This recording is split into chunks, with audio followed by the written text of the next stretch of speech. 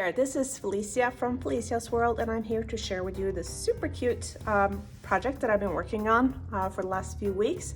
This is a little log cabin quilts that I made using Charmpacks, and I used the 4-inch log cabin templates that are available in my shop. So these are paper pieced, which means that you can make really accurate blocks even if you're not like an award-winning piecer, which I really enjoy.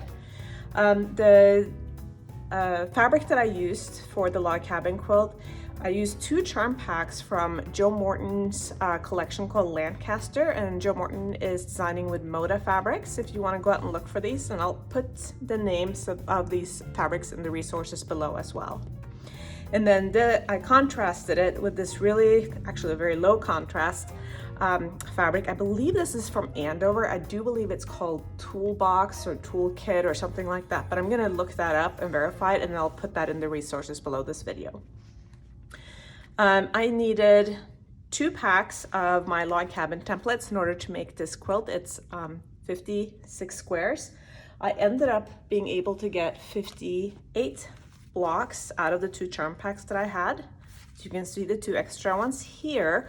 I'll use these probably as, I don't know, maybe make a little zippered bag or something out of them, incorporate them into something small. And then this is all the leftovers I have. And I can probably still make like a scrappy little block out of these, and I might do that. We'll see. See how far I get. When you take a Charmpack, like here's another one, this is from Robert Kaufman.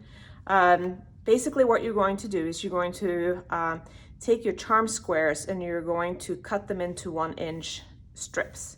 And this ended up being really economical. You could see how little waste I had from the 2 Charmpacks that I had used. A Charmpack costs about $10 depending on where you purchase it. And then I used less than a yard of the contrasting fabric here.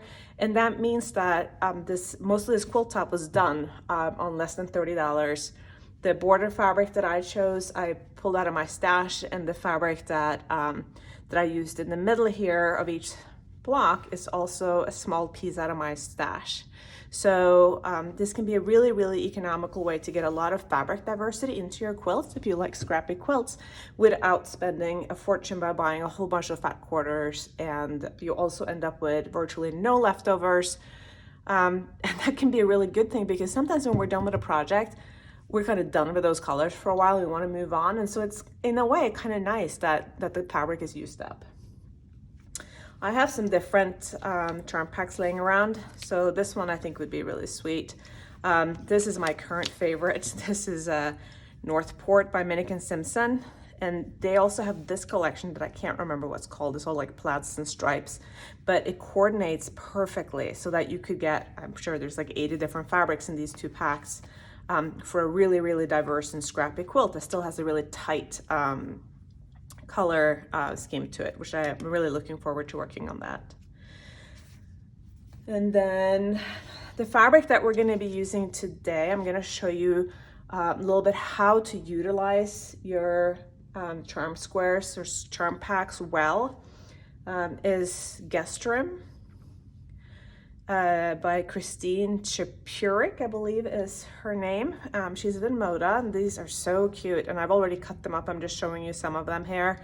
So this is going to be a totally different project than the one that I've made before. But what's really important when you're working with Charmpacks is that you think a little bit strategically about how your fabric is used, so that you don't end up using up your fabric too early. I will show you what I mean here, but basically when you're getting to your outer bars on the outer log cabins, you need to have 2 fabrics in the same, or 2 strips in the same fabric in order to get around. And so if you've used all of them up and you end up with a bunch of odd numbers, by the time you get out here, you're gonna have not have enough fabric to fully utilize your charm squares. So I'll walk you through that process.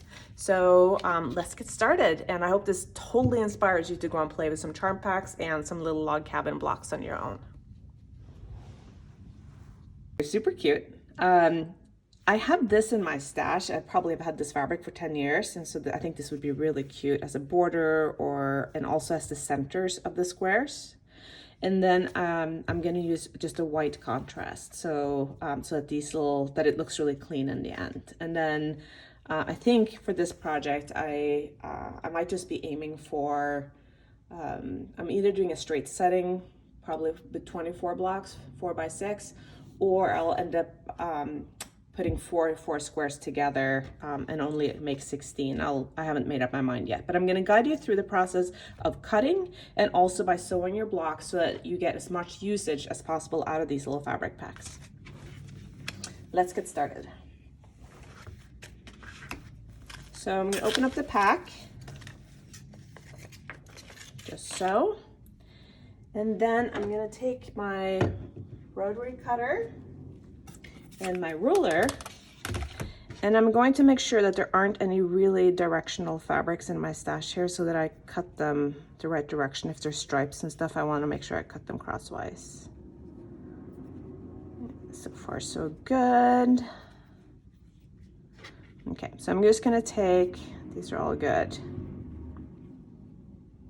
Okay, so I'm just going to take a little stack of these, probably about 4 or so, depending on how sharp your rotary blade is and how much force you want to use. And I'm just lining it up, and I'm gonna cut 1-inch wide strips.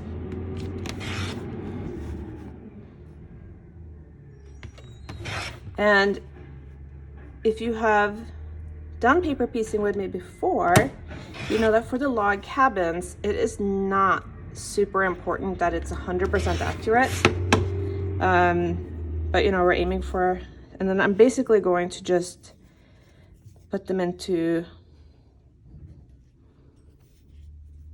piles so that they're all sorted with their correct colors. So we have little piles of each color, and sometimes there'll be more than one of a certain fabric. And that's okay, that doesn't really change anything. So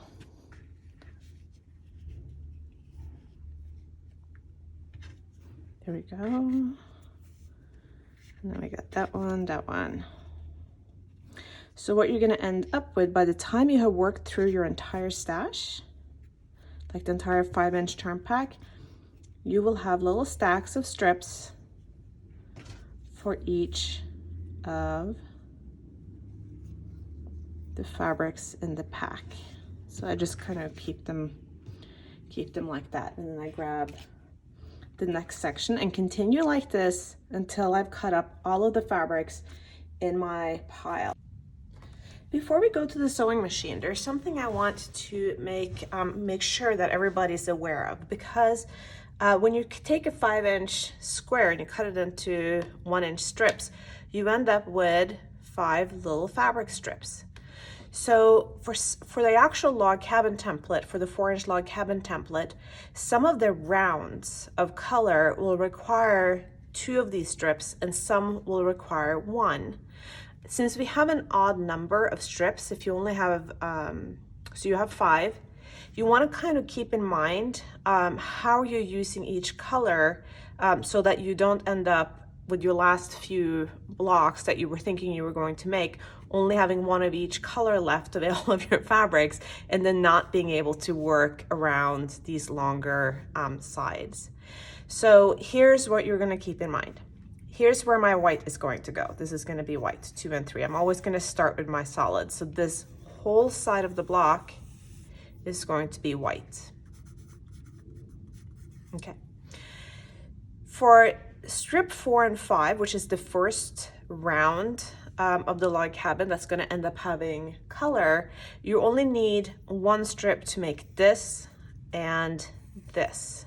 So you only need one strip. When you first start out, you're just going to pick whatever you want. So 1 and then 2, and then that will use up this one. For the second round, you're also only going to need 1, and so 1. And then this will go around and you will make 2, get 2 strips out of one of these, or 2 sides out of 1 strip. Okay. Once you get to 3 though, that won't work anymore. So now for 3, you're going to need 1, and then you're going to get a remnant that you're going to save, and then 2, and then you're going to also save the remnant here. Okay, so you're going to put the remnants aside. So in this one, you get 2, you're going to use 1 strip, but once you get to the 3rd round outwards here, you're going to use 2 strips, and then obviously here you're also going to use 2, but you won't be able to save those. You won't have any usable leftovers, and here you're basically going to use the full strip. So that means that when you have all of your fabric cut up like this, what I like to do to make sure that I don't make a mistake is that I actually go to every little pile that has 5 of these, and I take 1 out so I have an even number of strips left that I can use in these outer rounds, and then I make sure I keep this one set aside for the 2nd round so I can get those done, and that I don't end up, if I end up using 2 of those, now I have a problem that this one will probably get wasted because I'm gonna need so many doubles on the outer lines. So this will make sense when I show it to you on the sewing machine.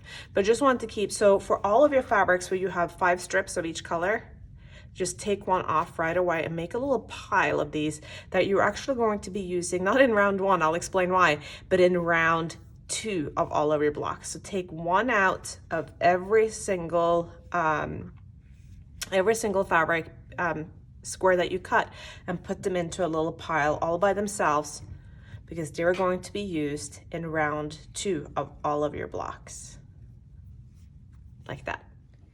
Here's my setup for paper piecing. So if this is new to you, I like to keep my little ironing station with a lightweight iron on my left side. I'm a left-handed person. If you're right-handed, you may like to keep it on the other side. Experiment and see what works best for you. You can also put your ironing station out at an angle next to you, so you can just kind of rotate, and that might actually be easier on your back over time. I've always been doing it this way. So play around where you want your iron to be. And then I have my little stash of white strips. I have a pair of short, sharp scissors for cutting the strips down to length as I go. I'm keeping the little stack of 1 of each color right by the sewing machine that I was just talking about using in round number 2 of the log cabin blocks. And then I have my little squares for the center and some flat-headed pins right by the sewing machine. And then I have the rest of my fabrics are laying on the other side of the machine so that I can grab them as I'm working. And my machine that I'm sewing on today is a little Eversewn Sparrow 30S. I really enjoy this little machine. It's very inexpensive. I think it retails around $380 or something like that.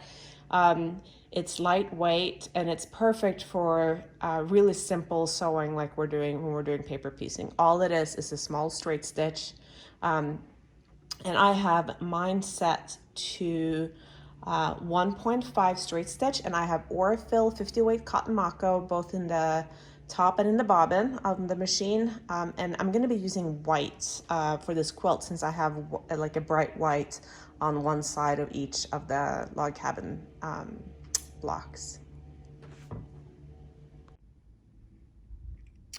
Okay, so we are ready to get started, and I have a little template here. I have the first one of my little squares. I got some white fabric here, and I got my little stash of like the 1 of each, you know, the 5th strip if you want, of most of the fabric colors right there. My iron is over here, and I'm gonna try not to bump the camera, but it's not that easy to sew with a camera smack in the middle of your space, and a tripod more likely where the legs are kind of where I want to sit. So anyways, so when you go ahead and start this process, you're going to turn your template over. We're always putting the fabric on the non-marked side. I'm going to put my square down, and I can see through this fabric. You can see through it on the camera too. So I'm putting my first square right here so that it's about equal on all sides around where it is printed on the back side of the paper. And then I never cut these to length. right away. Just takes, this is going to be the, and then I cut it. And hopefully my sewing machine, now I turn this over, so we're going to sew.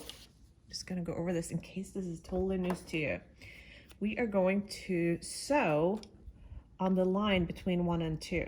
So here's the fabric in 2 layers, so the square and the first white strip. And we're gonna sew here. We're gonna start up here, sew down, and then a little bit past the end of that line.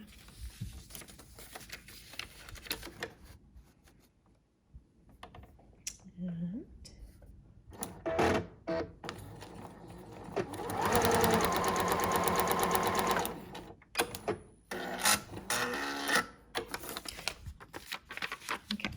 so since I have white and red here, I'm pretty sure that when I press this, red will show through. Oh, you can almost see it already. Can you see that? So I'm gonna fold back the white here, just because I don't like, and I'm just gonna cut this down with the scissors. Like, you could go and get one of those 1/8 rulers or quarter rulers to do this with, but I just think it's so much faster to just sit and do it on your sewing machine with a pair of scissors, especially on these small blocks. So now the red shouldn't show through. I'm gonna press it, and I'm gonna try to do it without bumping the camera. There we go. And we are ready for the next log, and that's also going to be white. So once we get the color, it will be a little bit easier to see. And I'm going to show you one full log here, or one full block, so that you understand how to get the most out of your fabric. So now I'm doing the same thing. I'm going to sew between the 3 and the center square. Woo! That made the whole table shake. I've inherited these desks from my husband's old office, and they're not the best sewing desks. So sometimes they get a lot of momentum and they start shaking. And then we're going to press that out. And now we get to our first colored strip. So I'm going to pick a blue one to start with. So let's see. Put it down just so. And then I always, as I said, I always cut them to length after I have them pinned. And now we're going to go between the 4 and the 1. Oh my goodness. Maybe I should turn the tempo down a little bit. Maybe I should. There we go.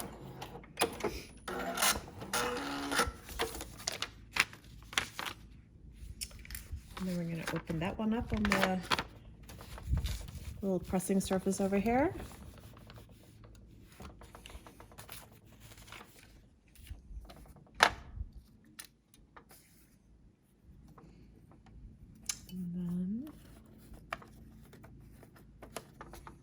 And I don't throw anything away. Well, for the most part, I don't throw a whole lot of stuff away. So depending on, how you feel about sewing with tiny, tiny, tiny, tiny scraps, this could potentially be the center of another block at some point if you wanted to really super utilize your fabric. So that's kind of up to you. But this first strip is pretty much done as far as this project is concerned.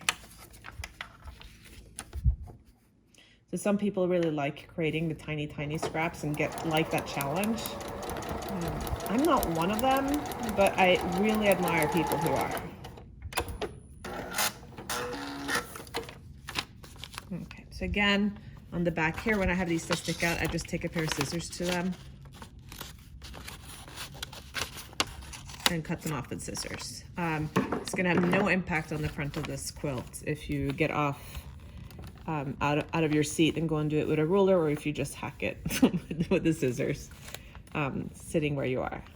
Okay, so that is now the first round. So we used 1 strip.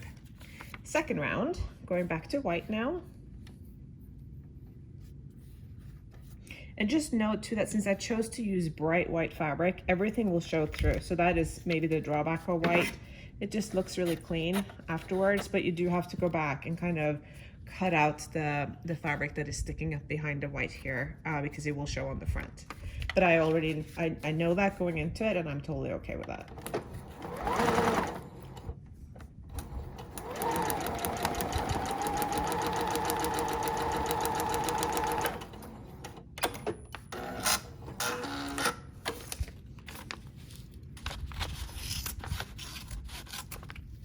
So that's all I do. I'm not too particular about this. And then it's hard to iron sideways here.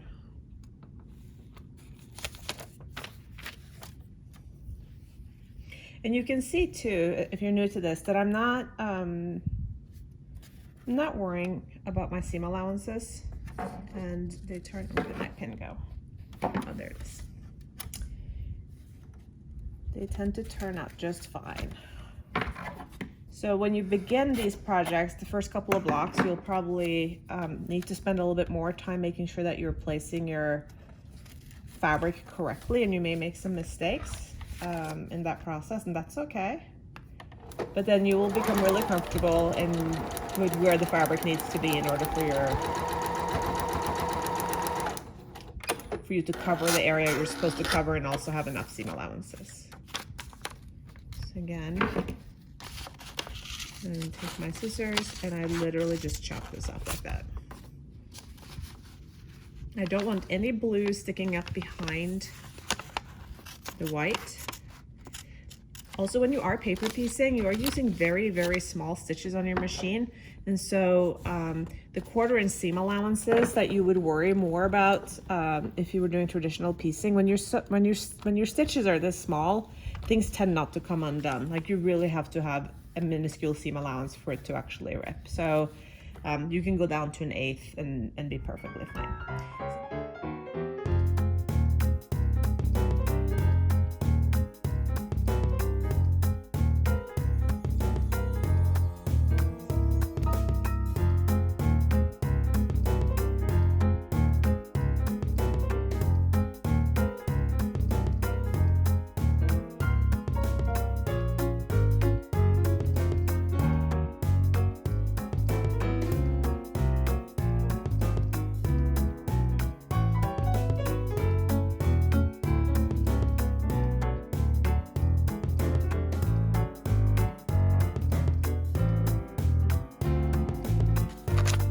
Okay, so now we're ready for round number 3, and here's where I want you to pay attention because things are going to change just a little bit. So I'm going to pick a pink strip, and we're going to need 2 actually, so I'm not going to take it out of this pile. I'm going to go to my main stash, and I'm going to pick 2 pinks.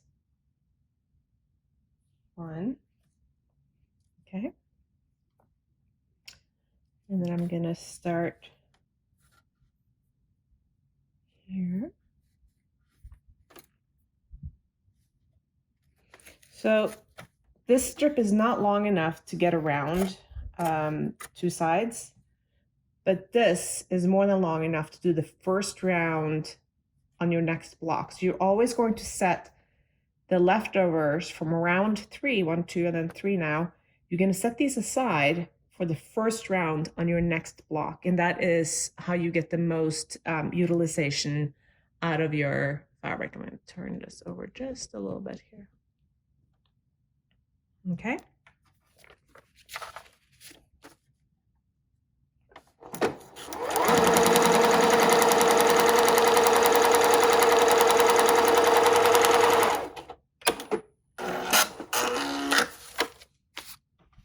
And then we're gonna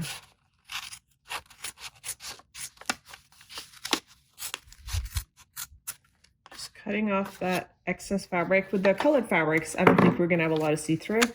It's just the whites where it's really, really important. So I'll press that.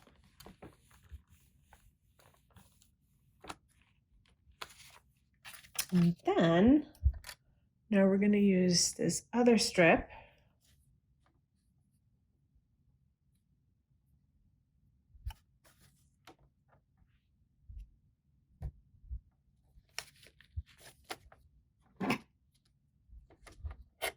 this one off.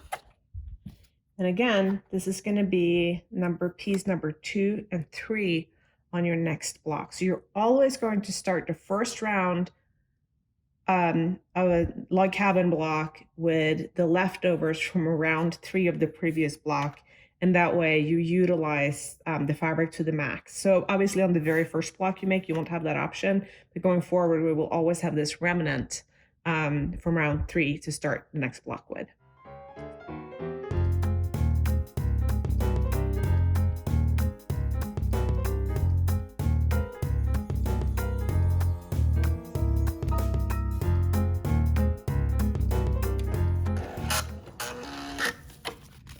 How adorable this is turning out. So let me cut off the last.